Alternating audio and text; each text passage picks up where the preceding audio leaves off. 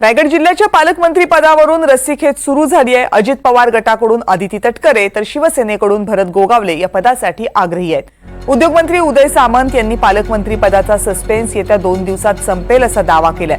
पालकमंत्री पदावरून कोणताही वाद नाहीये, महायुती जो निर्णय घेईल तो आम्हाला मान्य असेल असं विधान सुनील तटकरे यांनी केले। त्यामुळे येत्या काळात कुणाच्या काळात पालकमंत्री पदाची माळ पडणार याकडे रायगडवासियांचं लक्ष आहे। नाही, मी आग्रही अशातला का भाग नाही। शेवटी राज्याचे मुख्यमंत्री देवेंद्रजी आहेत, दोन्ही मुख्यमंत्री आदरणीय अजितदादा एकनाथराव शिंदे एकत्रितपणाने बसून राज्यातल्या सर्व जिल्ह्यांचा पालकमंत्री पदाचा निर्णय घेणार आहेत आणि ते जे काय निर्णय घेतील तो निर्णय आम्हाला सर्वांनाच महायुतीला मान्य असणार आहे। भरत गोगावले रायगडचे पालकमंत्री होतील का? हे काही सस्पेन्स गोष्टी ठेवल्या पाहिजेत, काही सिक्रेट ठेवल्या पाहिजेत। येत्या 2 दिवसामध्ये रायगडचं पालकमंत्री कोण होईल हा सस्पेन्स दूर होईल।